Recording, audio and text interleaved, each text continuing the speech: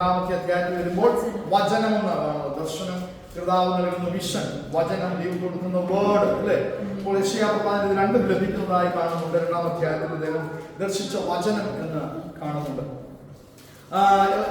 വർഷങ്ങൾക്ക് മുമ്പ്, സംവത്സരങ്ങൾക്ക് മുമ്പ് ജീവിച്ച ഒരു ദൈവത്തിന്റെ പ്രവാചകനാണ് യെശയ്യാ പ്രവാചകനെങ്കിലും യേശു കർത്താവിന്റെ ജനനത്തെക്കുറിച്ചും മരണമടക്ക പുനരുത്ഥാനങ്ങളെ കുറിച്ചും പ്രത്യേകിച്ച് 53-ാം അധ്യായങ്ങളിലൊക്കെ നാം സാധാരണ വായിക്കുന്നതാണല്ലോ. യേശു കർത്താവിന്റെ മരണ അടക്ക പുനരുത്ഥാനങ്ങളെ കുറിച്ച്, യേശുവിന്റെ ജനനത്തെ കുറിച്ച്, അവൻ പുതമന്ത്രി, വീരനാം ദൈവം, നിത്യപിതാവ്, ജനനത്തെ കുറിച്ച്, മരണത്തെ കുറിച്ച്, അടക്കത്തെ കുറിച്ച്, ഉയർത്തെഴുന്നേൽപ്പിനെ കുറിച്ച്, രണ്ടാമത്തെ വരവിനെ കുറിച്ചൊക്കെ വിശദമായി വർഷങ്ങൾക്ക് മുമ്പേ, സംവത്സരങ്ങൾക്ക് മുമ്പേ പ്രവചിച്ച അഭിഷിക്തനാണ്, പ്രവാചകനാണ് യെശയ്യാവ് എന്ന് നമുക്ക് കാണാൻ കഴിയും അല്ലേ. അപ്പോൾ ഇത് ദൈവം യേശു കർത്താവ് വെളിപ്പെടുന്നതിന് എത്രയോ കാലങ്ങൾക്ക് മുമ്പാണ് അദ്ദേഹം പരിശുദ്ധാത്മാവിൽ ഇമ്മാനുവേൽ എന്നുള്ള പേര് വരെ കറക്റ്റായി മറിയോട് ദൈവത്തിന്റെ ദൂതൻ സംസാരിച്ച ഇമ്മാനുവേൽ എന്നുള്ള പേര് വരെ കറക്റ്റായി യെശയ്യാ പ്രവാചകൻ പ്രവചിച്ച് പറയുന്നത് നമുക്ക് പഠിച്ചായിരുന്നു, നമുക്ക് കണ്ടായിരുന്നു. എന്നാൽ ഈ രണ്ടാം അധ്യായത്തിലേക്ക് വരുമ്പോൾ അന്ത്യകാലത്തെ കുറിച്ചുള്ള പ്രവചനവും താൻ പ്രവചിക്കുന്നത് കാണുവാൻ കഴിയുന്നുണ്ട്. അന്ത്യകാലത്തെ കുറിച്ച്, അന്ത്യകാലം എന്ന് വെച്ചാൽ നമ്മളിപ്പോൾ ജീവിച്ചുകൊണ്ടിരിക്കുന്ന കാലം അന്ത്യകാലമാണ് അല്ലേ. നമ്മുടെ കൃപയുടെ കാലം എന്ന് നമുക്ക് പറയാം അല്ലെ. കൃപയുടെ കാലമാണ്, അന്ത്യകാലമാണ്. നാം ജീവിച്ചു പോകുന്ന പുതിയ നിയമ കാലഘട്ടത്തെ അന്ത്യകാലമെന്ന് നമുക്ക് പറയാൻ പറ്റും. ഈ രണ്ടാമത്തെ വാക്യത്തിൽ അതാണ് അദ്ദേഹം പ്രവചിച്ച് ആ കാലഘട്ടത്തെ കുറിച്ചുകൂടെ പ്രവചിച്ചു തുടങ്ങുകയാണ്. അന്ത്യകാലത്ത് യഹോവയുടെ ആലയമുള്ള പർവ്വതം പർവ്വതങ്ങളുടെ ശിഖരത്തിൽ സ്ഥാപിതവും കുന്നുകൾക്ക് മീതെ ഉന്നതവുമായിരിക്കും. അന്ത്യകാലഘട്ടത്തെ കുറിച്ചുള്ള പ്രവചനം. അന്ത്യകാലത്ത് യഹോവയുടെ ആലയമുള്ള പർവ്വതം. യഹോവയുടെ ആലയം സൃഷ്ടിക്കപ്പെടുന്നത്, നിർമ്മിക്കപ്പെടുന്നത് മോറിയാമലയുടെ മുകളിലാണ് ആദ്യത്തെ ആലയം സൃഷ്ടിക്കപ്പെടുന്നത്. എന്നാൽ അതിനുശേഷം അന്ത്യകാലത്ത് പരിശുദ്ധാത്മാവിന്റെ നിറവിനെ കുറിച്ചും യെശയ്യാ പ്രവാചകൻ പറയുകയാണ്.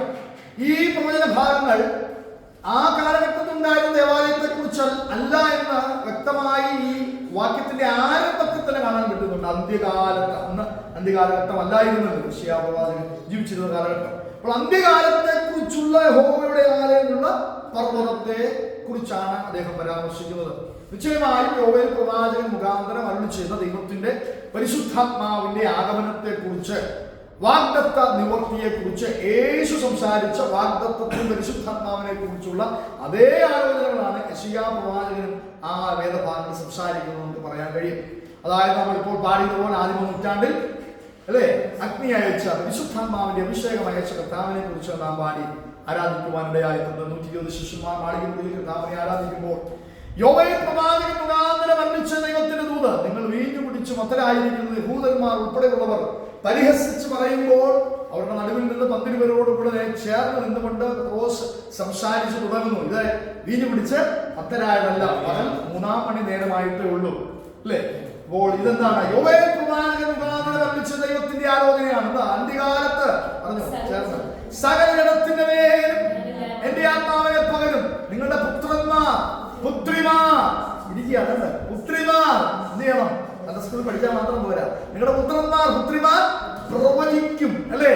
നിങ്ങളുടെ യൗവനക്കാർ ദർശനങ്ങൾ കാണും, വൃദ്ധന്മാർ സ്വപ്നങ്ങൾ കാണും. ദാസന്മാരുടെ മേൽ കൂടെ ഞാൻ എന്റെ ആത്മാവിനെ പകരും. അപ്പൊ അന്ത്യകാലം ആത്മപകർച്ചയുടെ ഒരു കാലഘട്ടമാണ്. ആത്മാവിൽ വിശ്വസിക്കാത്ത, പരിശുദ്ധാത്മാവിൽ അഭിഷേകത്തിൽ വിശ്വസിക്കാത്ത മറ്റൊരു തലമുറ ഈ ലോകത്ത് വളർന്നുകൊണ്ടിരിക്കുമ്പോൾ, വസിച്ചുകൊണ്ടിരിക്കുമ്പോൾ അവരുടെ നടുവിൽ അല്ല. ഇത് അന്ത്യകാലഘട്ടമാണ്. സകല ജഡത്തിന്റെ മേലും വിശ്വസിക്കുന്ന സകലരുടെ മേലും ആത്മാവിനെ പകരുന്ന, നാം പലപ്പോഴും ചിന്തിച്ചത് വിശ്വസിക്കുന്ന സകലരും എന്റെ അടുക്കൽ വരുവിൻ, വിശ്വസിക്കുന്നവരുടെ ഉള്ളിൽ നിന്ന് ജീവജലത്തിന്റെ നദികൾ ഒഴുക്കപ്പെടും. പരിശുദ്ധാത്മാവിന്റെ പകർച്ച ഉണ്ടാകും. ദാസന്മാരുടെ മേലും ദാസിമാരുടെ മേലും കൂടെ ആത്മാവിനെ പകരുന്ന ഒരു അന്ത്യകാലഘട്ടത്തെ കുറിച്ച് നമുക്ക് കാണാൻ കഴിയും. ആ അന്ത്യകാലത്തെ കുറിച്ച് തന്നെയാണ് യെശയ്യാ പ്രവാചകനോട് പ്രവചിക്കുന്നത് മനസ്സിലാക്കാൻ കഴിയുന്നുണ്ട്. എബ്രായർക്കെഴുതിയ ലേഖനം 1-ാം അധ്യായത്തിന്റെ 1-2 വാക്യങ്ങളിലേക്ക് നമുക്ക് കടന്നു വരാം. എബ്രായർക്കെഴുതിയ ലേഖനം 1-ാം അധ്യായത്തിന്റെ 1-2 വാക്യങ്ങൾ. ദൈവം പണ്ട് ഭാഗമായിട്ടും വിവിധമായിട്ടും പ്രവാചകന്മാർ മുഖാന്തരം പിതാക്കന്മാരോട് അരുളിച്ചത്. അപ്പോൾ നോക്കണമേ, എബ്രായ ലേഖനം തുടങ്ങുന്നതിനാണ് ദൈവം പണ്ട് ഭാഗമായിട്ട് അപ്പോൾ പരിശുദ്ധാത്മാവ് പഴയ നിയമത്തിൽ വെളിപ്പെട്ടിരുന്നത് നമ്മൾ പലപ്പോഴും ചിന്തിച്ചതാണ്. പർപ്പസുകൾക്കായി പരിശുദ്ധാത്മാവ് വെളിപ്പെടുകയും പ്രത്യേക നിയോഗങ്ങൾക്ക് ശേഷം മടങ്ങുകയും ചെയ്യുന്ന വന്നും പോയിക്കൊണ്ടിരുന്ന പരിശുദ്ധാത്മാവിന്റെ ആഗമനത്തെ കുറിച്ച് പഴയ നിയമത്തിൽ കാണാൻ കഴിയുന്നുണ്ട്. തിന്നയുടെ തോട്ടത്തിന് മുമ്പിൽ നമ്മൾ കേട്ടതാണ്, സഹോദരൻ സംസാരിച്ചപ്പോൾ നമ്മൾ ശ്രദ്ധിച്ചതാണ് അല്ലെ. തിന്നയുടെ തോട്ടത്തിന് നടുവിൽ എന്ത് ചെയ്യുക, ഒരു മുന്തിരിത്തോപ്പിന് നടുവിൽ വെച്ച് ശിംശോന്റെ മേൽ പരിശുദ്ധാത്മാവിന്റെ അഭിഷേകം ഉണ്ടാകുന്നു. ആട്ടിൻകുട്ടിയെ പോലെ സിംഹത്തെ ബാലസിംഹത്തെ വലിച്ചു കീറിക്കളയുന്നു അല്ലെ. ഫിലിസ്തീന്മാരെ കൊന്നുപിടിച്ചതിന് ശേഷം കുന്നൊന്ന് കുന്നിരണ്ടെന്ന ക്രമത്തിൽ ഫിലിസ്തീനെ കൊന്നുപിടിച്ച ശേഷം അവന് ദാഹിച്ചു അല്ലെ. അവൻ മരിക്കാൻ തുടങ്ങി. അത്ര വലിയൊരു പ്രവൃത്തി അവൻ ചെയ്യേണ്ടതായി വന്നു. അപ്പൊ പരിശുദ്ധാത്മാവ് വരുന്നു, അവനെ കൊണ്ട് ചിലത് ചെയ്യിപ്പിക്കുന്നു, മടങ്ങിപ്പോകുന്നു. ശിംശോന്റെ ജനനത്തിന് ശേഷം ആ ഭാഗം നമ്മൾ വായിക്കുമ്പോൾ കാണാൻ കഴിയും. പരിശുദ്ധാത്മാവിനെ ഫെലിസ്തീനോട് യുദ്ധം ചെയ്യുവാൻ കാരണം കണ്ടെത്തേണ്ടതിനായി ഉദ്യമിപ്പിച്ചുകൊണ്ടിരുന്നു എന്ന് കാണുന്നുണ്ട്. അപ്പോൾ പരിശുദ്ധാത്മാവിനെ ഉദ്യമിപ്പിക്കുക, ഫെലിസ്തീനോട് പോയി യുദ്ധം ചെയ്യാൻ അഭിഷേകത്തിന്റെ ശക്തി അവനെ പ്രചോദിപ്പിച്ചുകൊണ്ടിരിക്കുകയാണ്. അപ്പോൾ വന്നു പോയിക്കൊണ്ടിരിക്കുന്ന പരിശുദ്ധാത്മാവ് ഇനി ആലോചനകളോ ദൈവത്തിന്റെ വെളിപ്പാടുകളോ ഇങ്ങനെ ഭാഗമായിട്ടുള്ള വെളിപ്പാടുകളായിരുന്നു. പ്രവാചകൻ മുഖാന്തരം അബ്രഹാമിന്റെ കാലത്ത് അബ്രഹാമിൽ കൂടെയോ, ഇസഹാക്കിന്റെ കാലത്ത് ഇസഹാക്കിൽ കൂടെ, യാക്കോബിന്റെ കാലഘട്ടത്തിൽ യാക്കോബിൽ കൂടെ ഭാഗമായി കർത്താവ് തന്നെ തന്റെ അഭിഷക്തന്മാരിൽ കൂടെ വെളിപ്പെടുത്തിക്കൊണ്ടിരുന്നു. ഭാഗമായിട്ടും വിവിധമായിട്ടും പ്രവാചകന്മാർ മുഖാന്തരം, യെശയ്യാവ്, യിരെമ്യാവ്, മറ്റ് വലിയ പ്രവാചകന്മാർ മുഖാന്തരം, ചെറിയ പ്രവാചകന്മാർ മുഖാന്തരം ഒക്കെ പിതാക്കന്മാരോട് ആവശ്യമായ ദൂതുകൾ ദൈവം സംസാരിച്ചു കൊണ്ടിരുന്നു. അപ്പൊ ദൈവം പഴയ നിയമത്തിൽ എങ്ങനെ സംസാരിച്ചത്? ചോദ്യം കൂടി ചോദിക്കാം. പഴയ നിയമത്തിൽ ദൈവം എങ്ങനെ സംസാരിച്ചത്? ഭാഗമായിട്ട് അല്ലേ, ഭാഗമായിട്ടും വിവിധമായിട്ടും ആരും കൂടെ, പ്രവാചകന്മാരിൽ കൂടെ ദൈവം സംസാരിച്ചു. ദൈവം നേരിട്ട് ഇറങ്ങി സംസാരിച്ചിട്ടുണ്ടല്ലേ. അബ്രഹാമിനോട് ദൈവം സംസാരിച്ചു. മോശ നമ്മൾ ചിന്തിച്ചാണ്, മോശയോട് ദൈവം സംസാരിച്ചു. ആദമിന്റെ അടുത്ത് ദൈവം ഇറങ്ങി വന്നിരുന്നു. എന്നാൽ പിന്നീട് ഒരു കാലഘട്ടം കഴിയുമ്പോൾ പ്രവാചകന്മാരെ ദൈവം ഉപയോഗിച്ചു തുടങ്ങി. ശമൂവേൽ പ്രവാചകനെ ദൈവം ഉപയോഗിച്ചു അല്ലേ. യിരെമ്യാവ്, യെശയ്യാ പ്രവാചകന്മാരെ ദൈവം ഉപയോഗിച്ചു തുടങ്ങി. അപ്പോൾ ദൈവം സംസാരിക്കേണ്ടതിനായി പ്രവാചകന്മാരുടെ അധരങ്ങളെ പ്രയോജനപ്പെടുത്തിയത് കാണും. ഇത് പിതാക്കന്മാരോട് അരുളി ചെയ്തു. എന്നാൽ ഇപ്പോൾ നാം ആയിരിക്കുന്ന കാലഘട്ടം അന്ത്യകാലഘട്ടമാണ്. ഈ അന്ത്യകാലത്ത് എന്താ എഴുതിയിരിക്കുന്നത്? പുത്രൻ മുഖാന്തരം നമ്മോട് അരുളി ചെയ്തിരിക്കുന്നു. യേശു കർത്താവ് ജനിച്ചു, അത്ഭുതമന്ത്രിയായി, വീരനായ ദൈവമായി, നിത്യപിതാവായി, ഇമ്മാനുവേലായി, ദൈവം നമ്മോട് കൂടെ എന്ന പദത്തിൽ കൂടെ ഇമ്മാനുവേലായി നമ്മോടൊപ്പം നടക്കുന്നവനായി പുത്രൻ വെളിപ്പെട്ടു. ഹല്ലേലൂയ. ജഡത്തിൽ ദൈവം വെളിപ്പെട്ടു അല്ലേ. God manifested in the flesh. അവൻ ജഡത്തിൽ വെളിപ്പെട്ടു. അവൻ മുഖാന്തരം നമ്മോട് സംസാരിച്ചു അല്ലേ. യോഹന്നാന്റെ പുസ്തകത്തിലെ പല അധ്യായങ്ങൾ കർത്താവിന്റെ ശിഷ്യന്മാരോടുള്ള സംസാരങ്ങൾ കാണുന്നുണ്ട്. നിങ്ങളെ ഭാഗങ്ങളൊക്കെ വായിച്ചു കഴിഞ്ഞാൽ പിതാവും യേശുവും നമ്മളുടെ ബന്ധത്തെ കുറിച്ച് അധികമായി പ്രസ്താവിച്ചിരിക്കുന്ന ഭാഗങ്ങൾ യോഹന്നാനിലാണുള്ളത്. അപ്പോൾ യേശു പിതാവുമായിട്ടുള്ള ബന്ധമുണ്ട്. ഞാൻ എവിടെ നിന്ന് വന്നു, ഞാൻ എവിടേക്ക് പോകുന്നൊക്കെ ശിഷ്യന്മാരോട് താൻ സംസാരിക്കുന്ന കാണാൻ കഴിയും. പുത്രൻ മുഖാന്തരം അരുളി ചെയ്യുന്നു. അവനെ താൻ സകലത്തിനും അവകാശിയാക്കി വെച്ചു. അവൻ മുഖാന്തരം ഈ ലോകത്തെ സൃഷ്ടിച്ചത് തന്നെ കർത്താവിന്റെ പദ്ധതി. അതിന്റെ പേരിൽ യേശു കർത്താവിനെ കുറിച്ചുള്ള ചിന്തയായിരുന്നു ഈ ലോകത്തിന്റെ സൃഷ്ടിപ്പ് തന്നെ. ലോകസ്ഥാപനത്തിന് മുമ്പേ അറക്കപ്പെട്ട കുഞ്ഞാനാണ് കർത്താവ്. അതായത് ആദാം ജനിക്കുന്നതിന് മുമ്പേ ദൈവത്തിന്റെ ഹൃദയത്തിനകത്ത് യേശു എന്നുള്ള പദ്ധതി ഉണ്ടായിരുന്നു. രക്ഷകനെ കുറിച്ചുള്ള ചിന്തയുണ്ടായി. ലോകസ്ഥാപനത്തിന് മുമ്പേ ഹല്ലേലൂയ തിരഞ്ഞെടുക്കപ്പെട്ടവനായിരുന്നു, അല്ലെങ്കിൽ വിളിക്കപ്പെട്ടവനാ തൃത്വത്തിൽ ഒരുവനായിരുന്നു പുത്രൻ എന്ന് മനസ്സിലായി. അവൻ മുഖാന്തരമാണ് ലോകത്തെയും സൃഷ്ടിച്ചതെന്നും കാണാൻ കഴിയും. 1 പത്രോസ് 1-ാം അധ്യായത്തിന്റെ 3-4 വാക്യങ്ങളിലേക്ക് വരുമ്പോൾ അവിടെ കർത്താവിനെ കുറിച്ച് അന്ത്യകാലത്തെ വെളിപ്പെടുവാൻ നമ്മുടെ കർത്താവായ യേശുക്രിസ്തുവിന്റെ പിതാവായ ദൈവത്തിന് സ്തോത്രം. അപ്പോൾ ഈ അപ്പോസ്തലന്മാർ ലേഖനം എഴുതുമ്പോഴും യേശു കർത്താവ് സംസാരിക്കുമ്പോഴും പിതൃപുത്ര പരിശുദ്ധാത്മാവാകുന്ന ത്രിയേക ദൈവത്തെ സ്പെസിഫൈ ചെയ്ത് പറയുന്നുണ്ട്. നിങ്ങളുടെ ദൈവം പിതാവായ ദൈവം മാത്രമാണോ? നിങ്ങളുടെ ദൈവം പുത്രനായ ദൈവം മാത്രമാണോ? നിങ്ങളുടെ ദൈവം പരിശുദ്ധാത്മാവാകുന്ന ദൈവം മാത്രമാണോ? ചിലർ പിതാവായ ദൈവത്തിൽ വിശ്വസിക്കുന്നു, ഹോവാസാക്ഷികൾ. പുത്രനായ ദൈവത്തിൽ യേശുനാമത്തിൽ വിശ്വസിക്കുന്നു, പരിശുദ്ധാത്മാവിൽ വിശ്വസിക്കുന്നവരുണ്ട്. എന്നാൽ ഹല്ലേലൂയ, ദൈവവചനം നമ്മൾ അപ്പോസ്തലന്മാരുടെ ലേഖനവും അതുപോലെ തന്നെ യേശു കർത്താവും പഠിപ്പിച്ച പഠിപ്പിക്കലുകൾ വെച്ച് നമുക്ക് നോക്കുമ്പോൾ മനസ്സിലാക്കാൻ കഴിയും. പിതൃപുത്ര പരിശുദ്ധാത്മാവാകുന്ന ത്രിയേക ദൈവത്തെയാണ് അവർ പരിചയപ്പെടുന്നത്. യേശു തന്റെ ഗ്രേറ്റ് കമ്മീഷൻ 28 ഗ്രേറ്റ് കമ്മീഷൻ കാണുന്നുണ്ട്. തന്റെ ശിഷ്യന്മാരോട് കർത്താവ് സംസാരിക്കുന്ന ഭാഗം ആരോഹണം ചെയ്യുന്നതിന് മുമ്പ് അതിന്റെ ശിഷ്യന്മാരോട് എങ്ങനെയാണ് പറയുന്നത്? നിങ്ങൾ പിതാവിന്റെയും പുത്രന്റെയും പരിശുദ്ധാത്മാവിന്റെയും നാമത്തിൽ സ്നാനം കഴിപ്പിച്ചു, സകല ജാതികളോട് സുവിശേഷം അറിയിച്ച് എന്നെ ശിഷ്യരാക്കിക്കൊള്ളുവിൻ. അപ്പോൾ പിതാവ് ഇവിടെ വന്നു, പുത്രൻ അവിടെ വന്നു. പിതാവിന്റെ നാമത്തിൽ മാത്രം സ്നാനം കഴിപ്പാനല്ല പറഞ്ഞത്, പുത്രന്റെ നാമത്തിൽ മാത്രം സ്നാനം കഴിപ്പാനല്ല പറഞ്ഞത്, പരിശുദ്ധാത്മാവിന്റെ നാമത്തിൽ എന്നല്ല പറഞ്ഞത്. 3 പേരുടെ പേര് പറഞ്ഞ് തൃത്വത്തിന്റെ മഹത്വത്തെ, തൃത്വത്തിൽ വസിക്കുന്ന അല്ലെങ്കിൽ തൃപ്തനായ ദൈവത്തെ സ്പെസിഫൈ ചെയ്ത് പറയുന്ന കർത്താവിനെ നമുക്ക് കാണാൻ കഴിയുന്നുണ്ട്. അപ്പോൾ ഇവിടെ ഈ ലേഖനങ്ങളിൽ അതൊക്കെ നമുക്ക് കാണാൻ കഴിയുന്നത് നമ്മുടെ കർത്താവായ യേശു ക്രിസ്തുവിന്റെ പിതാവായ ദൈവത്തിൽ സ്വന്തം. കർത്താവായ യേശു ക്രിസ്തു വന്നു, കർത്താവും രക്ഷകനുമായ ക്രിസ്തുവോട് വന്നു, പിതാവായ ദൈവോട് വന്നു, പിതാവായ സ്വന്തം. അവൻ മരിച്ചവരുടെ ഇടയിൽ നിന്നുള്ള യേശു ക്രിസ്തുവിനെ മരിച്ചവരുടെ ഇടയിൽ നിന്ന് ഉയർത്തെഴുന്നേൽപ്പിച്ചു. അവൻ കല്ലറയിൽ അടക്കപ്പെട്ട് തീർന്നു പോയില്ല. ഹല്ലേലൂയ. 3-ാം നാളിൽ അവൻ ഉയർത്തെഴുന്നേറ്റു. അവൻ മരിച്ചവരുടെ ഇടയിൽ നിന്ന് പുനരുത്ഥാനം പ്രാപിച്ചു. എന്നാൽ യേശു ക്രിസ്തുവിന്റെ ഈ പുനരുത്ഥാനത്താൽ തന്റെ കരുണാധിക്യ പ്രകാരം നമ്മെ ജീവനുള്ള പ്രത്യാശയ്ക്കായി. അപ്പോൾ യേശു കർത്താവ് മരിച്ചത്, യേശു കർത്താവ് അടക്കപ്പെട്ടത്, യേശു കർത്താവ് ഉയർത്തെഴുന്നേറ്റത്, പുത്രനായി ലോകത്തിൽ ജീവിച്ചത് കർത്താവിന് വേണ്ടിയായിരുന്നോ? കർത്താവിന് വേണ്ടിയായിരുന്നോ? അല്ല. ജീവനുള്ള ഒരു പുതുവഴി നമുക്കായി തുറക്കാൻ വേണ്ടിയാണ് കർത്താവ് വന്നത്. ആകാശത്തിൽ കൂടെ കടന്നുപോയ ഒരു വിശുദ്ധ മഹാപുരോഹിതൻ, ജീവനുള്ള തിരശീല, തന്റെ ശരീരം തിരശീല നമുക്കായി കീഴ്ത്തന്നവൻ.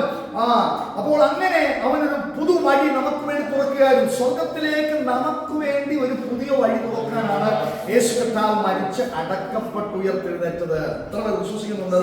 ഹല്ലേലൂയ. അപ്പോൾ നമ്മെ ജീവനുള്ള ഒരു പ്രത്യാശ നമുക്ക് നൽകണം. മാത്രമല്ല അന്ത്യകാലത്തിൽ അപ്പൊ ഈ കാലഘട്ടത്തിൽ വെളിപ്പെടുന്ന ഒരു രക്ഷയുണ്ട്. അതുകൊണ്ടാണ് ഇത്ര വലിയ രക്ഷയെ ഗണ്യമാക്കിയാൽ നിങ്ങൾ എങ്ങനെ തെറ്റി ഒഴിയുമെന്ന് ഹല്ലേലൂയ വചനത്തിൽ ചോദിക്കുന്നത്. അപ്പോൾ ഇത് ഇങ്ങനെ ഒരു രക്ഷ അന്ത്യകാലത്ത് വെളിപ്പെടുകയാണ്. വിശ്വസിക്കുന്ന ഏവർക്കും, അവനിൽ വിശ്വസിക്കുന്ന ഒരുവനും ലജ്ജിച്ചു പോകുകയില്ല. അവനിൽ വിശ്വസിക്കുന്ന ഏവരും നിത്യജീവനുണ്ട്. അപ്പോൾ കർത്താവിൽ വിശ്വസിക്കുന്ന മതത്തിൽപ്പെട്ട, ജാതിയിൽപ്പെട്ട, വർഗത്തിൽപ്പെട്ട ആരായാലും അവന് വിശ്വസിക്കുന്നവന് ഒരു ജീവനുള്ള പുതുവഴിയുണ്ട്. അവന് ഹല്ലേലൂയ ഒരുക്കിയിരിക്കുന്ന ഒരു രക്ഷയുണ്ട്. അത് എങ്ങനെ കാക്കപ്പെടുന്നു? വിശ്വാസത്താൽ, ദൈവശക്തിയാൽ കാക്കപ്പെടുന്നു. നമ്മളെ ഈ രക്ഷയിലേക്ക് വന്നത്, നമ്മുടെ രക്ഷയിലേക്ക് വന്ന ഈ യേശു കർത്താവിനെ ആസ്വദിക്കുന്നത് ദൈവശക്തിയാലാണ്. ശക്തി ഇല്ലെങ്കിൽ, അഭിഷേകമില്ലെങ്കിൽ ആലോചിച്ച് നോക്കി അല്ലേ? നമ്മളിങ്ങോട്ട് വന്നിരിക്കുന്നു, ഒരു സന്തോഷമില്ല, അഭിഷേകമില്ല. ഫിലിപ്പോസ് പ്രസംഗിച്ച സ്ഥലത്ത് വലിയ സന്തോഷം ഉണ്ടായെന്ന് എഴുതിയിരിക്കുന്നു. നിരാശകൾ മാറുന്ന, അസ്വസ്ഥതകൾ മാറുന്ന, ഭാരങ്ങൾ മാറുന്ന വലിയ ആത്മസന്തോഷം അത് കർത്താവിന്റെ സാന്നിധ്യത്തിൽ ഉണ്ടാകും അല്ലേ? സമാധാനം ഉണ്ടാകും. എന്റെ സമാധാനം ഞാൻ നിങ്ങൾക്ക് തന്നേച്ചു പോകുന്നു. അപ്പോൾ സമാധാനം നൽകുന്ന, സന്തോഷം നൽകുന്ന, ആത്മാവിന്റെ ഫലങ്ങളെ നൽകുന്ന, ആത്മാവിന്റെ കൃപാവരങ്ങളെ ജ്വലിപ്പിക്കുന്ന ഒരു ദൈവശക്തി നാം കൂടി വരുന്നിടത്ത് വെളിപ്പെടുന്നു. ആ ദൈവശക്തിയാലാണ് നാം പ്രൊട്ടക്ട് ചെയ്യപ്പെടുന്നത്, നാം കാക്കപ്പെടുന്നത്. നിങ്ങൾക്ക് വേണ്ടി ഇനിയും നമ്മുടെ അവകാശം എന്താണെന്ന് നോക്കിയേ, സ്വർഗത്തിൽ സൂക്ഷിച്ചിരിക്കുന്നതും ക്ഷയമില്ലാത്ത, മാലിന്യമില്ലാത്ത, വാട്ടമില്ലാത്ത അവകാശത്തിനായി വീടുപിടിച്ചിരിക്കുന്നു. അപ്പം നമുക്കൊരു രക്ഷയുണ്ട്. ഈ അന്ത്യകാലത്തിൽ വെളിപ്പെടുന്ന രക്ഷയിലാണ് നാം ആയിരിക്കുന്നത് അല്ലേ? 3 കാര്യങ്ങൾ അവിടെ ആ വചനം വെളിപ്പെടുന്നത്. ഒന്ന്, നമുക്കൊരു രക്ഷയുണ്ട്. അത് ക്രിസ്തുവിൽ കൂടെയുള്ള രക്ഷയാണ്. ഈ അന്ത്യകാലത്ത് വെളിപ്പെട്ട രക്ഷയാണ്. അനേകർക്ക് ഈ ഭാഗ്യമില്ലാതിരുന്നപ്പോൾ അന്ത്യകാലത്ത് വെളിപ്പെട്ട ഈ രക്ഷ അത് ക്രിസ്തുവിന്റെ വിശ്വാസത്താൽ സംഭവിക്കുന്നു. ഇനിയും ഈ ക്രിസ്തുവിന്റെ മടങ്ങി വരവ് വരെ, അല്ലെങ്കിൽ ഉൾപ്രാവണം വരെ, സഭ എടുക്കപ്പെടുന്നത് വരെ നമ്മെ പ്രൊട്ടക്ട് ചെയ്യുന്നത് ദൈവശക്തിയാലാണ്. അപ്പോൾ വിശ്വാസത്താൽ കർത്താവിനെ സ്വീകരിക്കാൻ, എനിക്കറിയാം ഇച്ചിരി ബുദ്ധിമുട്ടുണ്ടാകുമെന്ന് തോന്നുന്നു, വിശ്വാസത്താൽ കർത്താവിനെ സ്വീകരിക്കാൻ നമുക്ക് കഴിഞ്ഞു. വിശ്വാസത്താൽ രക്ഷ പ്രാപിക്കാൻ കഴിഞ്ഞു. ഇനിയും ദൈവശക്തിയാൽ നാം കാക്കപ്പെടുകയാണ്. എങ്ങനെ? എവിടെ വരെ? നമ്മുടെ കഴിവുകൊണ്ടല്ല, നമ്മുടെ മെടുക്കുകൊണ്ടല്ല, നമ്മുടെ പ്രതികൂലങ്ങൾ നമ്മുടെ മുമ്പിൽ ഇല്ലാഞ്ഞിട്ടല്ല, പ്രതിസന്ധികൾ നമ്മുടെ മുമ്പിൽ ഇല്ലാഞ്ഞിട്ടല്ല. പക്ഷെ ഇതിനെയൊക്കെ തരണം ചെയ്യുവാനുള്ള ശക്തിയും അഭിഷേകം നമുക്ക് തന്ന് അവൻ നമ്മെ ദൈവശക്തിയാൽ സൂക്ഷിക്കുന്നു ഉൾപ്രാവണം വരെ. ഇനി ഉൾപ്രാവണത്തിന് ശേഷമോ ക്ഷയമില്ലാത്ത, മാലിന്യമില്ലാത്ത, വാട്ടമില്ലാത്ത ഒരവകാശ സ്വർഗത്തിൽ നമുക്ക് വേണ്ടി സൂക്ഷിച്ചിരിക്കുന്നു. എന്റെ അപ്പനും അമ്മയും എനിക്ക് വേണ്ടി എഴുതി വെച്ചിരിക്കുന്ന സ്വത്ത് അല്ലെങ്കിൽ നന്മ, അത് അവരുടെ കാലഘട്ടത്തിന് ശേഷം എനിക്ക് അവകാശമായി മാറും അല്ലേ? അവരെ കാണാൻ അവരുടെ കാലഘട്ടത്തിന് ശേഷം അത് നമുക്ക് അവർ ജീവിച്ചിരിക്കുന്ന സമയത്ത് എഴുതി കൊടുക്കുന്ന നല്ല മാതാപിതാക്കളുണ്ട്. പക്ഷെ കാലഘട്ടത്തിന് ശേഷം അതെനിക്ക് അവകാശം, എനിക്കറിയാം എൻ്റെ സ്വത്ത് ഇത്രയുമുണ്ട്, എൻ്റെ നന്മകൾ ഇത്രയുമുണ്ട്, അതെന്റെ അവകാശമാണ്. അതുപോലെ ആത്മീയ ജീവിതത്തിൽ നമുക്കൊരു അവകാശമുണ്ട്. ക്ഷയമില്ലാത്ത, മാലിന്യമില്ലാത്ത സ്വർഗത്തിൽ സൂക്ഷിച്ചിരിക്കുന്ന ഒരു അവകാശം നമുക്കുണ്ട്. വിശ്വാസത്താലുള്ള രക്ഷ, ദൈവശക്തിയാൽ കാക്കപ്പെടുന്ന അനുഭവം. 3, സ്വർഗത്തിൽ സൂക്ഷിച്ചിരിക്കുന്ന അവകാശം. ഓക്കെ, ഇതെല്ലാം അന്ത്യകാലത്ത് വെളിപ്പെടുന്നതാണെന്നാണ് ഈ വചനത്തിൽ. ഇനിയും അന്ത്യകാലത്തെ കുറിച്ച് യഹോവയുടെ ആലയമുള്ള പർവ്വതം, യെശയ്യാപ്രവാചകനിലേക്ക് വീണ്ടും മടങ്ങി വരാം. യഹോവയുടെ ആലയമുള്ള പർവ്വതം, പർവ്വതങ്ങളുടെ ശിഖരത്തിൽ സ്ഥാപിതവും കുന്നുകൾക്ക് മീതെ ഉന്നതവുമായിരിക്കും. സകല ജാതികളും അതിലേക്ക് ഒഴുകിച്ചെല്ലും. യെരൂശലേം ദേവാലയത്തിന്റെ പ്രത്യേകത, ഹല്ലേലൂയ, അവിടെ പെരുന്നാളുകൾ സംഭവിക്കുമ്പോൾ മറ്റ് സ്ഥലങ്ങളിൽ നിന്ന്, ഞാനത് ഒന്നാൾ പറഞ്ഞല്ലേ, ഒരു ടെന്റ്, റസക്കേന്ദ്രമൊക്കെ ടെന്റ് അടിച്ചവർ താമസിക്കുന്നത് പോലെ ഒരുപാട് ആൾക്കാർ ടെന്റുമായി വന്ന് അവരുടെ പെരുന്നാളുകൾ കൂടാറുണ്ട് പല സ്ഥലങ്ങളിൽ നിന്ന്. അത്ര അവരുടെ ആരാധനകൾക്ക് അവർ പ്രാധാന്യം കൊടുക്കുകയും ദൈവസാന്നിധ്യം ആ പെരുന്നാളുകൾ വെളിപ്പെടുകയും ചെയ്തു. കൂടാര പെരുന്നാൾ അല്ലെ പെസഹ പെരുന്നാൾ ഒക്കെ അവർ ആചരിച്ചെന്ന് കാണാൻ കഴിയുന്നുണ്ട്. അപ്പോൾ സകല ജാതികളും അതിലേക്ക് വന്നതുപോലെ അന്ത്യകാലത്തിൽ വെളിപ്പെടുന്ന രക്ഷയിലേക്ക് സകല ജാതികളും ഒഴുകിച്ചെല്ലും എന്ന് എഴുതിയിരിക്കുകയാണ് പ്രവാചകൻ. പർവ്വതങ്ങളുടെ ശിഖരത്തിൽ സ്ഥാപിതവും കുന്നുകൾക്കും ഉന്നതമായ സകല ജാതികളും അതിലേക്ക് ഒഴുകിച്ചെല്ലും. യെശയ്യാപ്രവാചകൻ 42-ാം അധ്യായത്തിലേക്ക് വരാം. യെശയ്യാപ്രവാചക പുസ്തകം തന്നെ 42-ാം അധ്യായത്തിന്റെ 1 മുതൽ 7 വരെയുള്ള വാക്യങ്ങൾ വരാം.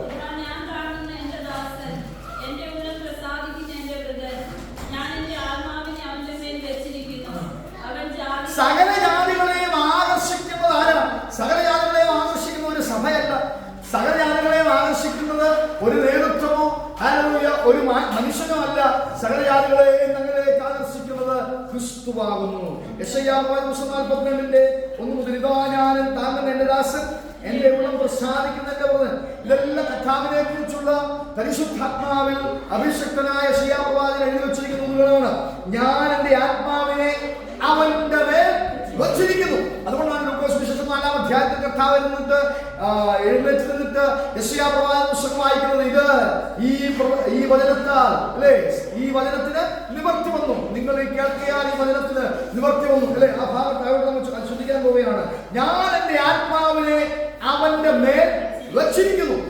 പരിശുദ്ധാത്മാവ് പഴയ നിയമത്തിൽ പ്രവാചകന്മാരിൽ കൂടെ അഭിഷിക്തന്മാരിൽ കൂടെ വെളിപ്പെട്ട് സംസാരിച്ചു എന്ന് നാം കേട്ടു അല്ലെ, ഭാഗമായിട്ട്. എന്നാൽ പുത്രന്റെ കാലഘട്ടത്തിൽ, അന്ത്യകാലഘട്ടത്തിൽ കർത്താവിന്റെ മേലാണ് ഈ ആത്മാവിനെ ദൈവം പകർന്നത്. എന്താണ്? അവൻ നിലവിളിക്കുകയില്ല, ഒച്ചുണ്ടാക്കിയില്ല, ശബ്ദം കേൾപ്പിക്കുകയില്ല. അടുത്ത വാക്യം, ചതഞ്ഞ ഓട അവൻ ഒടിച്ചു കളയില്ല. ചതഞ്ഞ ഓട അവൻ ഒടിച്ചു കളയത്തില്ല. ചതഞ്ഞ ഓട ഒടിക്കാത്തവൻ പുകയുന്ന തിരിയെ ചതഞ്ഞ ഓട ഒടിച്ചു കളയത്തില്ല. പുകയുന്ന തിരി എടുത്തു കളയത്തില്ല. പുകയുന്ന തിരി എടുത്തു കളയത്തില്ല എന്ന് പറയുന്നത് മനസ്സിലായല്ലേ? കത്തിക്കൊണ്ടിരിക്കുന്ന പുകയുന്ന ഒരു തീയെ അവൻ കെടുത്താതെ അതിനെ വീണ്ടും ജ്വലിപ്പിക്കുവാൻ ശക്തനാണ്. തിരി കരിഞ്ഞു പോകുന്നത് പോലുള്ള അവസ്ഥകളിൽ അല്ലേ, പുകയുന്ന അനുഭവങ്ങളിലായാലും പ്രതീക്ഷയ്ക്ക് വകയില്ലെന്ന് ചിന്തിച്ചാലും കർത്താവ് അതിനെ മാറ്റാൻ കഴിയും, അത്ഭുതമാക്കാൻ കഴിയും. ചതഞ്ഞ ഓട ഒടിച്ചു കളയുകയില്ല. എന്താ അതിന്റെ അർത്ഥം? അറിയാമെങ്കിൽ പറഞ്ഞോ. ചതഞ്ഞ ഓട ഒടിച്ചു കളയില്ല. എന്താ അതിന്റെ അർത്ഥം? ഞാൻ ഈ വിശ്വാസം വന്ന സമയത്ത് ഞാൻ ഒരു ചതഞ്ഞ ഓട ഒടിച്ചു കളയില്ല. അപ്പൊ ഞാൻ ഇത് ഓട എന്ന് പറയുന്നത് ഈ വെള്ളമൊക്കെ ഒഴുകുന്നതല്ലേ ഓട, അതൊന്നാണ് ചതഞ്ഞ കിടക്കുന്നത്. അതിനെ ഒടിച്ചു കളയത്തില്ല. അതെന്താ അതിന്റെ മീനിങ് ഞാൻ ചിന്തിക്കുന്നു. ചതഞ്ഞ ഓട ഒടിച്ചു കളഞ്ഞതിന്റെ ട്രാൻസ്ലേഷനിലേക്ക് പോയാൽ 2 മീനിങ് അവിടെ കാണാൻ കഴിയുന്നുണ്ട്. ഒന്ന്, ചതഞ്ഞ നശിപ്പിക്കപ്പെട്ട ഒരു ചെടി, ആ ചെടിയെ അവൻ എന്നേക്കുമായി ഉപേക്ഷിച്ച് കളയത്തില്ല. ഒരു ട്രാൻസ്ലേഷൻ അങ്ങനെ കൊടുത്തിട്ടുണ്ട്. മറ്റൊരു ട്രാൻസ്ലേഷൻ ചതഞ്ഞ ഒരു ചരട് നമ്മൾ എടുക്കുന്ന ചരട്, ആ ചരട് ചതഞ്ഞു പോയെന്ന് വെച്ചു, ആ ചരടിനെ അവൻ ഉപേക്ഷിച്ച് കളയത്തില്ല. ആ ചതഞ്ഞ ഭാഗങ്ങളൊക്കെ മാറ്റി അതൊന്ന് കൂട്ടിക്കെട്ടി അതിനെ ബലവത്താക്കും അല്ലേ. ഒരു ചെടി ചതഞ്ഞു പോയാൽ, വണ്ടി ഇടിച്ചോ സൈക്കിൾ ഇടിച്ചോ ഒരു ചെടി ചതഞ്ഞു പോയെന്ന് വെച്ചു, അത് എന്നേക്കുമായി നശിപ്പിച്ച് കളയത്തില്ല. അതിനെ വീണ്ടും എടുത്ത് അല്ലെങ്കിൽ കട്ട് ചെയ്ത് വീണ്ടും നല്ല മണ്ണിൽ നാട്ടി വെള്ളമൊക്കെ ഒഴിച്ച് അതിനെ കിളിർപ്പിക്കും. അപ്പോൾ ചതഞ്ഞ ഒരു ചരടിനെ നശിപ്പിക്കാത്തതുപോലെ, ചതഞ്ഞ ഒരു ചെടിയെ നശിപ്പിക്കാത്തതുപോലെ അവൻ നമ്മെ കൈവിടുകയില്ല. അവൻ ഒടിച്ചു കളയത്തില്ല, നശിപ്പിച്ചു കളയത്തില്ല.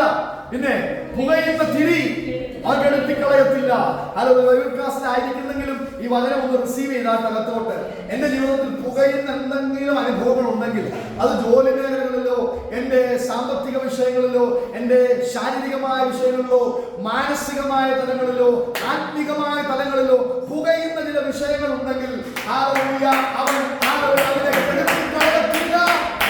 അവൻ അതിനെ കെടുത്തി കളയത്തില്ല. അവൻ അതിനെ അനുഗ്രഹിക്കുന്ന സഹായിക്കുന്ന ദൈവമാണ്. ചതഞ്ഞ അനുഭവങ്ങളിൽ നിന്ന് അവൻ നമ്മെ പുറത്തു കൊണ്ടുവരും. അവൻ ഒടിച്ചു കളയുന്ന ദൈവമല്ല. യേശുകർത്താവിന്റെ ജീവിതത്തിലേക്ക് നോക്കിയേ. 18 സംവത്സരമായി രക്തസ്രവമുള്ള ഒരു സ്ത്രീ അല്ലെ, ചതഞ്ഞ അനുഭവമല്ലേ. തനിക്കുള്ളതൊക്കെ വൈദ്യന്മാർക്ക് കൊടുത്തൊരു മനുഷ്യൻ, ചതഞ്ഞൊരു ജീവിതമല്ലേ അവിടെ. കർത്താവ് അവളെ എന്ത് ചെയ്തു? സഹായിച്ചു. അതിനേക്കാൾ ചതഞ്ഞൊരു ജീവിതമുള്ളവൻ ഉണ്ടായിരുന്നു അല്ലേ. ആരാ അല്ലേ? കാടുകളിലേക്ക് വിശാൽ ഓടിച്ചുകൊണ്ടിരുന്ന, സകലരെയും ഉപദ്രവിച്ചുകൊണ്ടിരുന്ന, തന്റെ ശരീരത്തിലുള്ള ചങ്ങലകളെ വലിച്ചു കൊണ്ടിരിക്കുന്ന, ഗുഹകളിൽ പാർത്ത ഒരുവന്റെ നിലവിളി കേട്ടുകൊണ്ട് കർത്താവിനെ തേടി ചെന്നു. അവനെ സൗഖ്യമാക്കി ദക്കപ്പൊലി പട്ടണത്തിന്റെ വിടുതലിനായി അവനെ ഉപയോഗിച്ചു. ചതഞ്ഞ അനുഭവത്തിൽ കൂടെ ജീവിച്ച ഒരു മനുഷ്യൻ, എല്ലാവരും തള്ളപ്പെട്ടൊരു മനുഷ്യൻ. എന്നാൽ കർത്താവിനെ തൊട്ടപ്പോൾ അവൻ അത്ഭുതമായി മാറി. ഇന്ന് രാത്രി വിശ്വസിക്കാൻ കഴിയുമോ?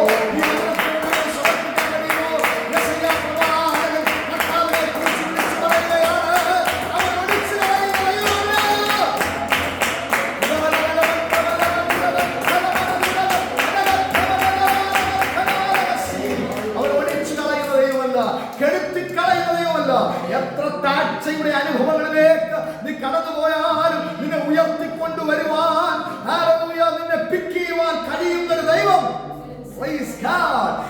വചനം പരിശുദ്ധാത്മാവിനെ ഓർമ്മിക്കുന്നതുകൊണ്ട് ഞാൻ പറഞ്ഞോട്ടെ. ആകാശത്തിന്റെ കിളിവാതിലുകൾ തുറന്നാലും ഇസ്രായേലിന് ഒരു നന്മ ഉണ്ടാകത്തില്ലെന്ന് സദാധിപൻ വെല്ലുവിളിച്ചപ്പോൾ അവന്റെ ശരീരത്തിൽ കൂടെ ചവിട്ടി ഇസ്രായേൽ ദൈവത്തിന്റെ നന്മ അനുഭവിച്ചതുപോലെ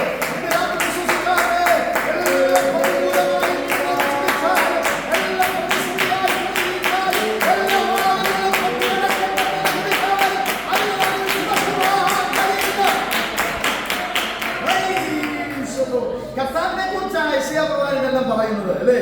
യേശു കർത്താവിന്റെ ജീവിതത്തിലേക്ക് പോയി. യേശു കർത്താവിനെ സമീപിച്ചവരെല്ലാം തകർച്ചയിൽ കൂടെ പോയതാ അല്ലേ. 38 സംവത്സരമായി കുളത്തിന്റെ കരയിൽ കിടക്കുന്നവൻ, 18 സംവത്സരമായി രക്തസ്രവമുള്ള സ്ത്രീ, യായിറോസിന്റെ മകൾ, അനുഭവങ്ങളെല്ലാം തകർച്ചയിലേക്കുള്ളായിരുന്നു. എന്നാൽ അവരൊന്നും പൊടിച്ചു കളയുവാനോ കെടുത്തിക്കളയുവാനോ കർത്താവ് തയ്യാറായില്ല. അവരെല്ലാം കർത്താവ് ഉയർത്തിക്കൊണ്ടുവന്നു. ഭൂമിയിൽ ന്യായം സ്ഥാപിക്കുന്നവരെ അവർ തളരുകയില്ല, ധൈര്യപ്പെടുകയില്ല. അവന്റെ ഉപദേശത്തിനായി ദീപങ്ങൾ കാത്തിരിക്കുന്നു. ഇപ്പോഴും 2024 വർഷമായിട്ടും അവന്റെ ഉപദേശത്തിന് മാറ്റം വന്നോ? അവന്റെ ഉപദേശത്തെ ഞെരുക്കിക്കളയുവാൻ സാധാന്യ ശക്തികൾ ദേശങ്ങളിൽ എഴുന്നേറ്റിട്ടും, മത നേതാക്കന്മാർ എഴുന്നേറ്റിട്ടും, മതശക്തികൾ എഴുന്നേറ്റിട്ടും അവന്റെ ഉപദേശത്തിന് മാറ്റം വന്നില്ല. ദ്വീപുകൾ അവന്റെ ഉപദേശത്തിനായി കാത്തിരിക്കുന്നു. ആകാശത്തെ സൃഷ്ടിച്ച് വിരിക്കുകയും ഭൂമിയെയും അതിലെ ഉൽപ്പന്നങ്ങളെയും പരത്തുകയും അതിലെ ജനത്തിന് ശ്വാസത്തെയും അതിൽ നടക്കുന്നവർക്ക് പ്രാണനെയും കൊടുക്കുകയും ചെയ്ത യഹോവ പ്രകാരം ചെയ്യുന്ന വാക്യം ഈ വാക്യമാണ്. ഈ വാക്യത്തിന്റെ ബന്ധപ്പെടുന്ന വാക്യമാണ് സുവിശേഷം 4-ാം അധ്യായത്തിന്റെ സംസാരിക്കുന്നത്. കുരുട്ട് കണ്ണുകളെ തുറപ്പാനും ബദ്ധന്മാരെ കുണ്ടറയിൽ നിന്ന് അന്ധകാരത്തിൽ ഇരിക്കുന്നവരെ കാരാഗ്രഹത്തിൽ നിന്ന് വിടുവിപ്പാനും യഹോവയായ ഞാൻ നിന്നെ നീതിയോടെ വിളിച്ചിരിക്കുന്നു. കുരുട്ടുകണ്ണുകളെ തുറപ്പാൻ, ബദ്ധന്മാരെ വിടുവിച്ചേൽപ്പാൻ, പീഡിതന്മാർക്ക് സഹായം നൽകുവാൻ കർത്താവിന്റെ ആത്മാവിന്റെ മേലുണ്ട്.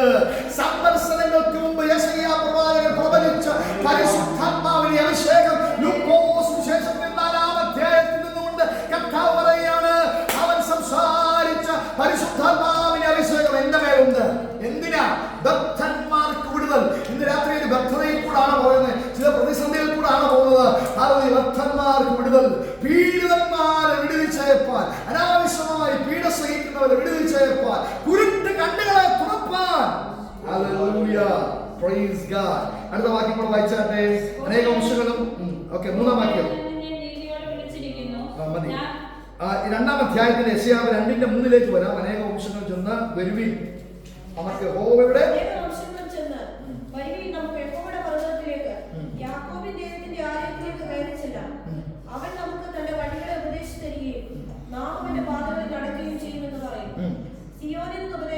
സിയോനിൽ നിന്ന് ഉപദേശവും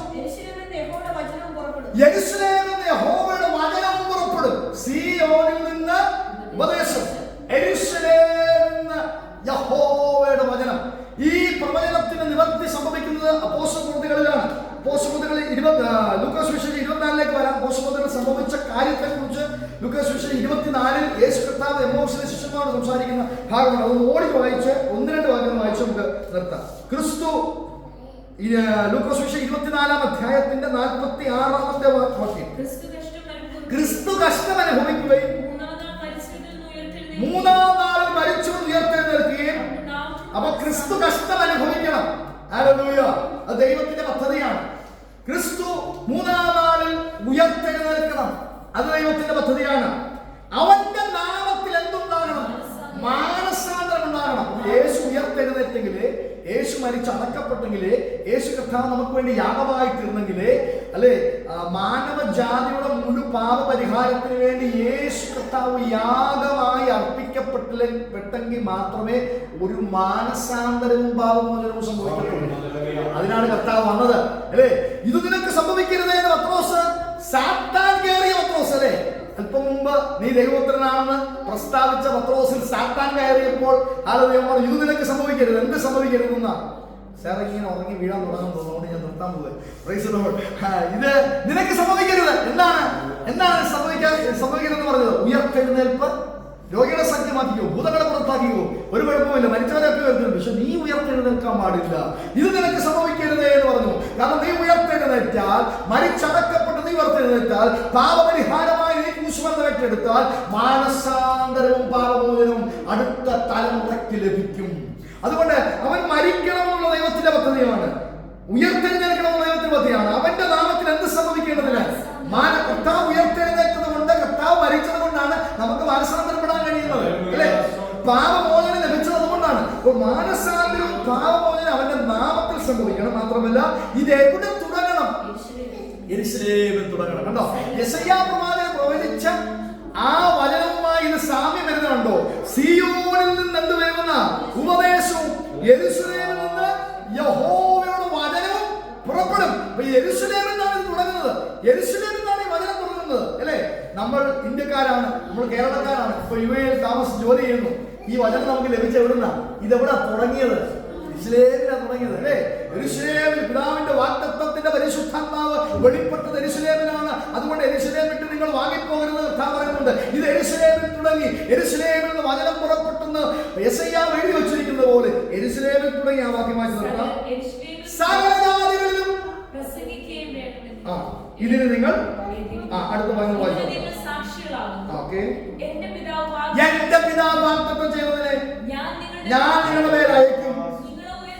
ഉയരത്തിൽ ശക്തി ധരിക്കുവോളം നഗരത്തിൽ പാർപ്പീൻ എന്ന് പറഞ്ഞു നിർത്താം. ഉയരത്തിൽ ശക്തി ധരിക്കുവോളം നഗരത്തിൽ പാർപ്പീൻ. അപ്പോൾ ഇതുവരെയുള്ള, അല്ലെങ്കിൽ ഈ നിമിഷം വരെയുള്ള ഉത്പ്രവണം സംഭവിച്ചിട്ടില്ല. കർത്താവിന്റെ മടങ്ങി വരെ സംഭവിച്ചിട്ടില്ല. മടങ്ങി സംഭവിച്ചിരുന്നെങ്കിൽ എന്നെ ഇവിടെ കാണത്തില്ലായിരുന്നു. ഉത്പ്രവണം സംഭവിച്ചിട്ടില്ല, കർത്താവിന്റെ മടങ്ങി വരെ സംഭവിച്ചിട്ടില്ല. പക്ഷെ ഈ നിമിഷം വരെയുള്ള ദൈവത്തിന്റെ ആലോചന ശ്രദ്ധിക്കുക. ഈ നിമിഷം വരെ ദൈവസഭയെ ദൈവം വിളിച്ചിരിക്കുന്നു, നമ്മെ ദൈവം വിളിച്ചിരിക്കുന്നത് ഒരു പർപ്പസിന് വേണ്ടിയാണ്. കർത്താവ് ഭാഗമായി പിതാക്കന്മാരോട് അരുളി ചെയ്ത ദൈവത്തിന്റെ ആലോചനകളുടെ സംക്ഷിപ്ത രൂപം, അല്ലെങ്കിൽ സമ്മറി, അതായത് ആദാം മുതൽ ഈ കാലഘട്ടം വരെയുള്ള സകല പ്രവാചകന്മാരിൽ കൂടിയും അഭിഷക്തന്മാരിൽ കൂടിയും ദൈവം സംസാരിച്ച ആലോചനയുടെ സംക്ഷിപ്ത രൂപം, അല്ലെങ്കിൽ സമ്മറി, പുതിയ നിയമത്തിൽ നാം ജീവിക്കുമ്പോൾ യേശു കർത്താവിലേക്കാണ് പോയിന്റ് ചെയ്യുന്നത്. യേശു കർത്താവ് പോയിന്റ് ചെയ്യുന്ന ഒരു കാര്യം എന്താണെന്ന് അറിയാമോ? എന്റെ നാമത്തിൽ ഞാൻ ക്രൂശിക്കപ്പെട്ട നിമിത്തം, ഞാൻ പാപയാഗമായി തീർന്നത് നിമിത്തം, ഞാൻ ഉയർത്തെഴുന്നേൽക്കപ്പെട്ടത് നിമിത്തം പാപമോചനവും മാനസാന്തരവും നിങ്ങൾക്ക് ലഭിക്കും. അതുകൊണ്ട് തീർന്നില്ല, നമ്മൾ ഇപ്പോൾ നിൽക്കുന്ന കാലഘട്ടത്തിൽ ഉൽപ്രാവണം സംഭവിക്കുന്നത് വരെ നിലനിൽക്കുന്ന ഒരു വാഗ്ദത്തമുണ്ട്, ഉയരത്തിലെ ശക്തി. എല്ലാ കാര്യങ്ങളും അടച്ചാട്ടെ. 6000 വർഷങ്ങൾ തുടങ്ങിയുള്ള ദൈവത്തിന്റെ പദ്ധതിയുടെ ഒരു ഭാഗത്തിനകത്താണ് നാം ഇന്നിരിക്കുന്നത്. നമ്മൾ ഇന്ന് എന്റെ ഫ്ലോറിൽ ഒരു ചർച്ചയിൽ വെറുതെ ആരാധനയ്ക്ക് വന്നേ 1 മണിക്കൂർ സ്പെൻഡ് ചെയ്യാമെന്ന് നിങ്ങൾ വിചാരിക്കും. അല്ലേ? അല്ല. 6000 വർഷങ്ങൾക്ക് മുമ്പ്, അല്ലെങ്കിൽ ആദാമിന്റെ ജനനം മുതൽ, അല്ലെങ്കിൽ അതിനു മുമ്പ് ലോകസ്ഥാപനത്തിന് മുമ്പിൽ തിരഞ്ഞെടുക്കപ്പെട്ട ദൈവത്തിന്റെ കുഞ്ഞാടിന്റെ പദ്ധതിയിൽപ്പെട്ടവരാണ് ഇന്ന് ഇതിനകത്തിരിക്കുന്നവര്. യേശുവിന്റെ മരണം, ജനനം, അടക്കം, ഉയർത്തെഴുന്നേൽപ്പ് ദൈവത്തിന്റെ പ്ലാനിൽപ്പെട്ടതായിരുന്നു. അവനിൽ കൂടെ ലഭിച്ച മാനസാന്തരവും പാപമോചനവും ദൈവം നമുക്ക് തന്നത് അവന്റെ പ്ലാനിൽപ്പെട്ടതായിരുന്നു. യെരൂശലേമിൽ തുടങ്ങിയ ദൈവത്തിന്റെ വാഗ്ദത്തം, ഹല്ലേലൂയ, നിങ്ങൾ വാഗ്ദത്തത്തിന് പരിശുദ്ധാത്മാവിനെ പ്രാപിക്കുന്ന യെരൂശലേമിൽ തങ്ങണമെന്ന് ദൈവം സംസാരിച്ച് യെരൂശലേമിൽ തുടങ്ങിയ വാഗ്ദത്തം സകല ജാതികളിലേക്കും പരന്ന്, ഇന്ത്യയിൽ പരന്ന്, കുക്കുസായിപ്പിൽ കൂടെ പരന്ന്, ഹല്ലേലൂയ, കേരളക്കരെ അറിഞ്ഞ് അതിനകത്ത് രക്ഷിക്കപ്പെട്ട് സ്നാനപ്പെട്ട് നമ്മുടെ പിതാക്കന്മാർ വില കൊടുത്ത് അവരുടെ തലമുറകളായി ജനിച്ചു വളർന്ന് യുഎഇയിൽ ജോലി ചെയ്യുന്നവരോട് പരിശുദ്ധാത്മ പറയുകയാണ്, ഇത് ദൈവത്തിന്റെ പദ്ധതിയുടെ ഭാഗമായിരുന്നു.